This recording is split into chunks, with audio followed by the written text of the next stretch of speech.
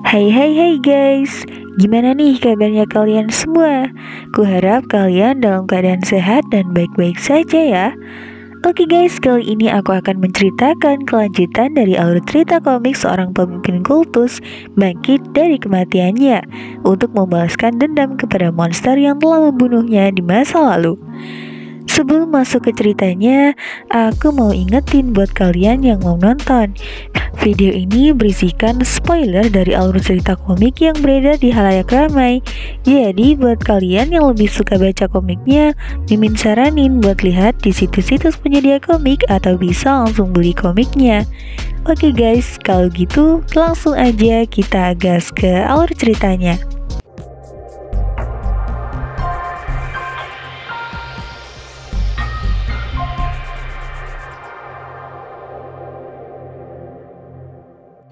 Setelah Baek Moryong dibanting oleh Seo Moon-young di part sebelumnya, kali ini Baek Moryong pun terlihat kesal dan ingin membalas perbuatan Seo Moon.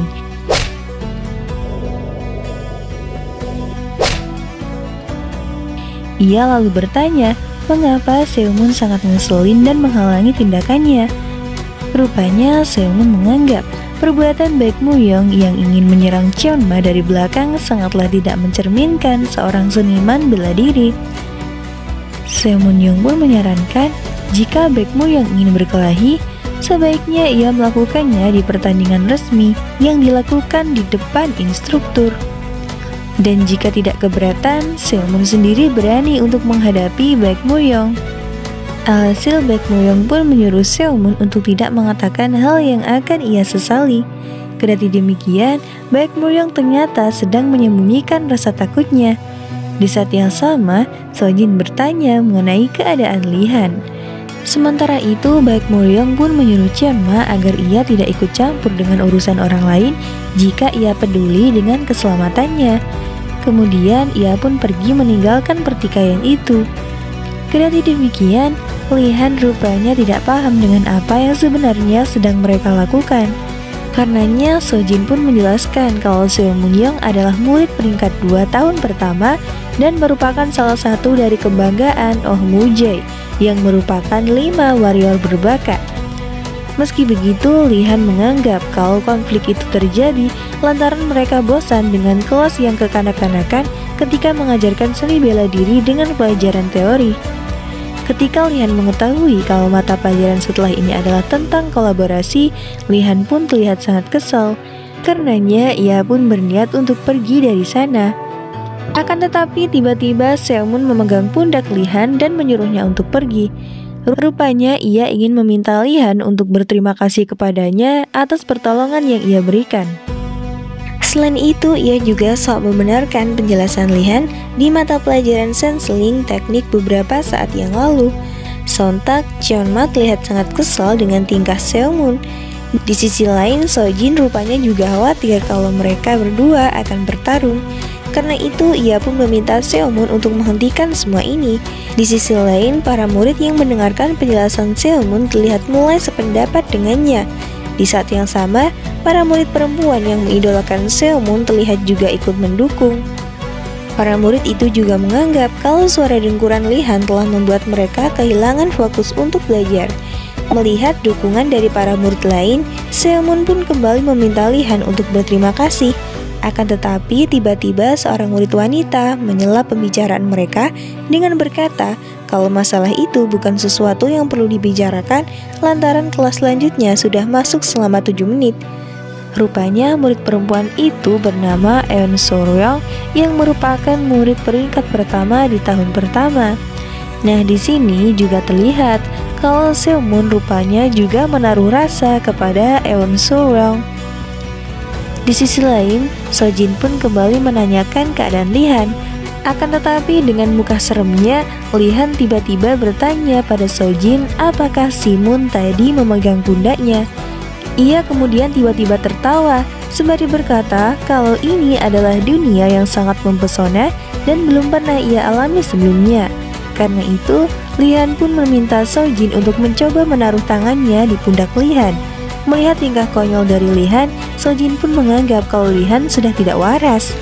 Sementara di ruang dekan terlihat sang dekan yang didatangi oleh Lee Jong-gu. Di sana sang dekan pun bertanya mengenai kemampuan murid yang barusan mereka rekrut. Karenanya Lee Jong-gu pun berkata kalau kemampuan Hyeok-gaek sangat luar biasa.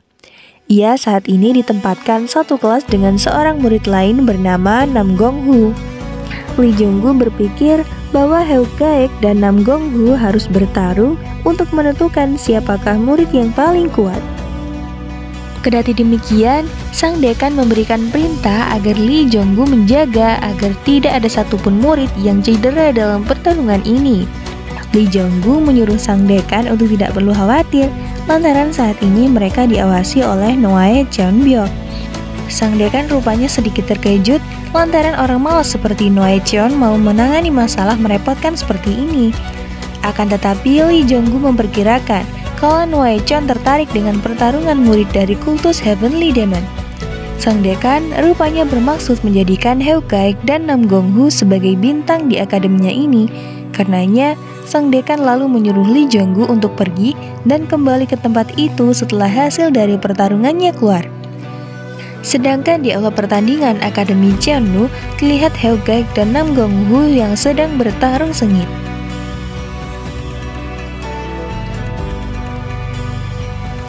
Terlihat para murid memenuhi bangku penonton lantaran tertarik dengan pertarungan ini. Tak berselang lama, Lee Jong-gu pun datang untuk bertemu dengan instruktur pemulihan Juk Leon. Lee Jong-gu terlihat terkejut lantaran instruktur yang jarang dihubungi juga datang untuk menyaksikan pertarungan itu. Juk Leon berkata kalau pertarungan ini adalah pusat perhatian semua orang. Para instruktur yang berada di kelas sampai rela-rela meninggalkan kelas dan menyerahkan semua tugas kepada asisten mereka untuk bisa pergi ke sini. Lee Jong-gu pun menjadi tidak heran lantaran Pak Tua pemalas Noae Cheon juga terlihat di tempat itu. Kemudian Juk Leon berkata hanya Hyeok-gaek dan Nam Gong-hu yang tersisa dan sudah 15 menit sejak mereka memulai pertarungan itu. Di saat yang sama, Lee Jong-gu terlihat sangat terkejut dengan energi demonik yang dikeluarkan Hyeok-gaek. Lee Jong-gu pun juga takjub melihat kekuatan Nam Gong-hu. Karenanya, Juk Leon mengatakan kalau Nam Gong-hu telah menerima sebuah pedang Surutu. Rupanya beberapa bulan yang lalu ada Dugeon terbakar yang terletak di dekat An Hui Seong. Dugeon itu dijarah di bawah kepemimpinan bangsawan Namgung. Pemimpin saat ini adalah kepala ketua Namgong yang merupakan ayah dari Nam Gong-hu bernama Nam Gong-ju.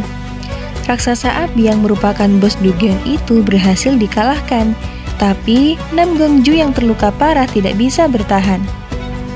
Sebelum mati, ia pun memberikan artefak legendaris itu kepada penerus keluarga Namgong, yakni Nam Gong-hu. Sementara itu, Hyeok-gaek terlihat sangat terkejut lantaran ia bisa melihat senjata legendaris itu di tempat seperti ini. Nam Gong-hu pun menjawab kalau senjata itu adalah warisan keluarganya. Sebenarnya Nam Gong-hu belum sering menggunakannya, akan tetapi untuk menghadapi lawan seperti Hyeok-gaek, ia harus membawa senjata itu. Hyeok-gaek yang merasa terhormat pun berniat untuk melawan Nam Gong-hu dengan serius. Karena Nam Gong-hu memilih panas, maka Hyeok-gaek melawannya dengan dingin. Sedikit disclaimer aja ya guys, ketika fenomena Dugeon muncul, akan banyak artefak yang didapat sebagai hadiah dari mengalahkan monster. Semakin besar ukuran Dugeon dan semakin kuat musuh, semakin kuat artefak yang didapatkan. Namun tidak peduli artefaknya jika pengguna tidak cukup mampu, mustahil bisa mengendalikannya. Sementara itu di pertarungan tersebut, terlihat Hyeok-gaek telah memulai serangannya. Sontak Nam Gong-hu terlihat sangat terkejut lantaran kakinya tetap membeku meski dekat dengan api miliknya. Di saat yang sama, Juk Leon juga tidak percaya kalau ada seni bela diri seperti ini. Rupanya Hyeok-gaek sangat bersemangat lantaran Nam Gong-hu adalah lawan yang membuatnya kembali ingin bertarung. Alhasil dengan lompatan yang sangat cepat, Hyeok-gaek pun kembali memberikan serangannya. Sedangkan di dalam kelas, terlihat seorang instruktur sedang memberikan pelajaran mengenai apa itu kolaborasi. Namun karena melihat ada kursi yang kosong, instruktur itu pun bertanya kepada Sojin, Karenanya Sojin pun beralasan bahwa temannya saat ini sedang berada di ruang perawatan lantaran tidak merasa sehat. Kendati demikian, salah satu teman baik Moyong malah berkata kalau ia tidak pernah melihat Lihan di ruang perawatan sama sekali. Karena itu, ia pun bertanya mengenai keberadaan Lihan kepada Sojin. Di sisi lain, baik Moyong merasa sangat senang karena ia bisa segera menyelesaikan masalahnya dengan Lihan. Dan hal itu akan membuatnya tidak repot-repot untuk mencarinya. Alhasil ia pun meminta Sojin menunjukkan jalan untuk menemui Lihan. Berpindah pada Jeonma yang saat itu ternyata sedang bersantai di atap sekolah. Namun Jeonma sangat kesal lantaran menganggap kalau zaman saat ini sangatlah kekanak-kanakan lantaran mengajarkan tentang kolaborasi. Di sana Jeonma terlihat sedang memikirkan energi internalnya yang tidak berkumpul lagi. Jeonma menganggap kalau ia tidak perlu lagi menggunakan reverse blood dari awal jika ia tahu kalau hal ini akan terjadi. Meski dirinya dapat mencapai keadaan Immortal Demon di masa lalu hidupnya, jika ia ingin membuat tubuh ini mencapai tahap Transcendental Demon, ada prasyarat yang harus dipenuhi. Salah satu dari 2 tahap persyaratan yang harus diselesaikan dalam waktu cepat adalah pencerahan. Namun karena pemahaman dari setiap orang selalu berbeda-beda, maka setiap orang harus mencapai pencerahan yang paling sesuai bagi mereka. Prasyarat kedua adalah mengumpulkan energi internal tubuh yang butuh kerja keras dan waktu pelatihan berulang, dan minimal membutuhkan waktu selama 1 tahun. Sedangkan jumlah energi internal dibutuhkan mencapai tahap Transcendental Demon itu setidaknya 7 lingkaran, dan membutuhkan waktu setidaknya 2,5 tahun. Akan tetapi, Jeonma harus meningkatkan kekuatannya dengan cepat lantaran ia harus bersiap menghadapi Necromancer. Tak lama kemudian, Jeonma pun mendengar suara pertarungan dari tentara bayarannya. Di dalam arena pertandingan terlihat Hyeokgaek yang masih terus menyerang Nam Gong-hu. Tentu saja Nam Gong-hu terlihat sangat kewalahan dengan lawannya itu. Ditambah lagi kaki Nam Gong-hu yang membeku akibat teknik Hyeokgaek. Karenanya ia pun harus segera menemukan jalan keluar. Sudah aku bilang padamu kalau kita harus menunggu dan melihat jika kau benar-benar bisa mengalahkanku. Namun ketika Hyeokgaek akan mengakhiri pertarungan itu, semua penonton pun sangat terkejut lantaran pedang Hyeokgaek tiba-tiba patah. Nam Gong-hu rupanya berhasil mengeluarkan api hitam yang merupakan salah satu kemampuan dari pedangnya. Karena pedang Hyeokgaek patah, Nam Gong-hu pun mengajaknya untuk segera menyelesaikan pertarungan ini. Alhasil, Hyeokgaek pun akhirnya menggunakan kekuatan penuh dan menyelimuti pedangnya dengan energi es. Sesaat sebelum menyerang, Hyeokgaek pun memuji kekuatan dari keluarga Namgong yang sesuai dengan reputasinya. Sontak dengan 1 kali lompatan, mereka berhasil menciptakan ledakan di pertarungan tersebut. Kendati demikian, Hyeokgaek rupanya menyerah dan mengakui kekalahannya. Namun Nam Gong-hu menganggap kalau pertarungan itu seri, lantaran ia sangat bergantung pada pedangnya. Meski begitu, Hyeokgaek menganggap kalau hal itu tidak bisa dijadikan sebuah alasan. Sebelum pergi meninggalkan tempat itu, Hyeokgaek bertanya mengenai nama dari pedang yang Nam Gong-hu gunakan. Karenanya, Nam Gong-hu pun memberitahu kalau pedang itu bernama pedang Suruto. Alhasil, Hyeokgaek lalu pergi dan berkata kalau itu adalah pengalaman yang bagus. Sesampainya di pintu keluar, Jeonma ternyata telah menunggu kedatangan Hyeokgaek. Jeonma pun memuji pertarungan dari tentara bayarannya itu. Akan tetapi, Hyeokgaek malah menganggap kalau Jeonma adalah orang yang tidak bijaksana dan selalu bicara omong kosong. Karena itu, ia pun berniat untuk mengabaikannya. Jeonma tiba-tiba berkata kalau teknik yang digunakan Hyeokgaek di pertarungan tadi adalah Small Fist Demonic Art. Sontak, Hyeokgaek terlihat sangat terkejut mendengar perkataan tersebut. Apakah Hyeokgaek akan mengetahui kalau majikannya itu adalah pemimpin kultus Heavenly Demon? Kita akan mengetahui di video alur cerita komik berikutnya ya.